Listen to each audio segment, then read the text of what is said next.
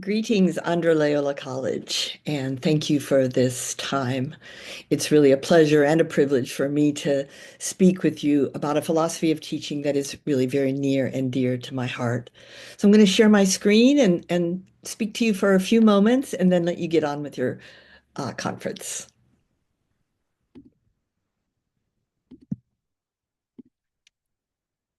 Here in New York City, I've taken a couple of interesting courses besides my required professional development for Riverside Immigrant Services and Empowerment. Emotionally healthy spirituality and emotionally healthy relationships are two. The basis actually begins with interior examination, looking beneath the surface of my own thoughts and background to really know myself. Some of you may remember when we looked beneath the cultural iceberg in 2022 when I presented to Andhra Loyola Culture, Language, and Literature, where we integrated our culture and the culture of others into our pedagogy in order to better make sense of literature, as well as acquiring another language. Intercultural competence is a must in the 21st century, and especially in what I do now and where I do it. New York City is a very diverse place, not unlike India, but New York City is different. I see people and hear languages from all around the world every day in every borough. Right now, I have 11 countries represented in my class of 26 students.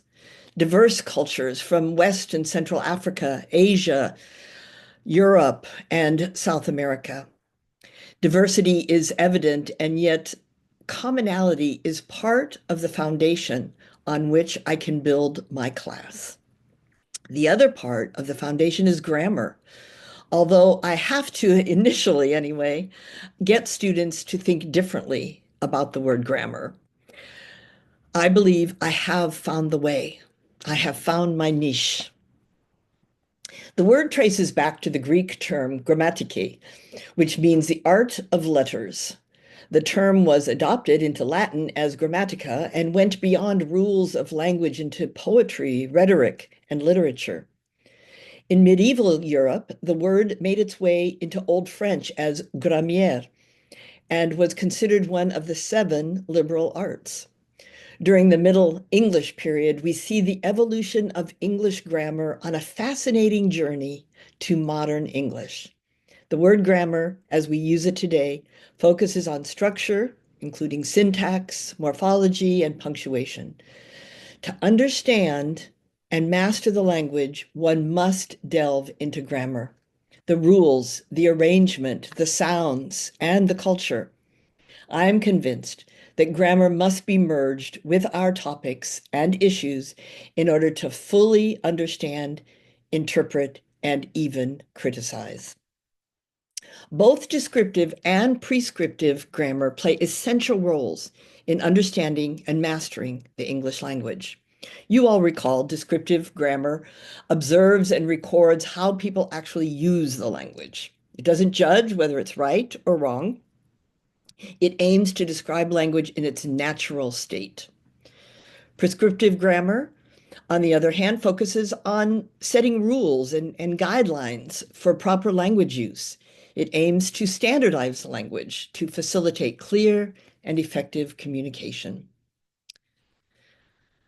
Combining these two in my classes, I call it the grammar of job readiness. I teach level 5 at an immigrant services organization. And students can see how nouns, adjectives, pronouns, verbs, adverbs, conjunctions, prepositions, and interjections relate to their resumes, cover letters, interviews, and even small talk and networking. In reading, I have them do some analyzing from their books to see how the parts of speech operate, give meaning, and even change meaning. What would it look like for a history, science, or social studies professor to give a little attention to the grammar of their texts and how we talk about it today in 2025? Combining both approaches allows for a more comprehensive understanding of language. Descriptive grammar helps us appreciate linguistic diversity and understand how languages evolve. Prescriptive grammar ensures that we can communicate clearly and adhere to accepted standards in formal context. This balance helps learners develop a deep understanding of language mechanics while also appreciating its flexibility and adaptability. It's like having a strong foundation while also exploring the creative possibilities of expression. I read this once. In essence, mastering English requires both the observant eye of the descriptivist and the guiding hand of the prescriptivist. A teaching methodology that effectively integrates both descriptive and prescriptive grammar is the communicative language teaching approach. I've used it for years. I continue to use it. This method emphasizes the importance of communication and interaction in learning a language, while also ensuring that students understand and use correct grammar. It's not old-fashioned, it's empowerment, enabling students to be able to talk about what they do, what they're learning, what they're studying. You probably remember the key features, but I'm going to remind you briefly. The focus on communication, grammar in context, task-based learning, authentic materials, and feedback and correction. And there are several benefits that I don't want you to forget in whatever class you're teaching. It's a balanced approach, combining descriptive and prescriptive grammar. CLT offers a balanced approach to language learning. Students learn to communicate effectively while understanding the rules of the language. It's engaging and interactive and enjoyable for students. It's a real world application, and students are better prepared to use the language in real world situations as they have practiced both the natural use of language and the correct grammatical structures. The key principles of CLT, such as meaningful communication, learner-centered activities, and real-life language use, allows teachers to be real, to not deny what is happening in the world around them. In fact, those are our teachable moments. And to engage and empower students because we know that everyone wants to be seen and wants to be heard. I suppose many of you were hoping for some new method of teaching, for a new philosophy of language acquisition, or maybe a new development in English. But what I have for you is emotionally healthy pedagogy, combining grammar, the art of letters, with your topic. Here's my class exchange.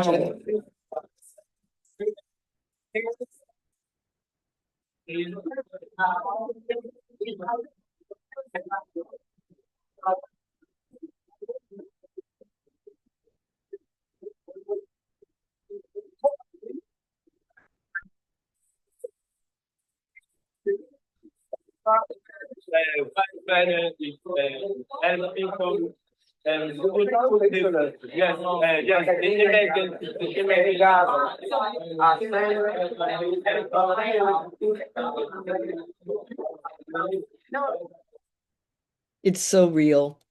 The pedagogy, which includes mental health, creates a classroom atmosphere where students feel heard, respected, and valued. It helps students develop key skills such as empathy and decision making. It can incorporate mindfulness and reflection. It builds teacher-student relationships. It advocates for inclusivity and equity. It directs learning towards the real world. So I want to thank you for allowing me the privilege of being a part of your conference. We have a huge responsibility as teachers, and we have to educate together. I'm honored to give you a glimpse into my world and hopefully inspire and energize your world. I'm sorry that I can't be with you today, but thank you for this opportunity and time of reflection. Jai Hind.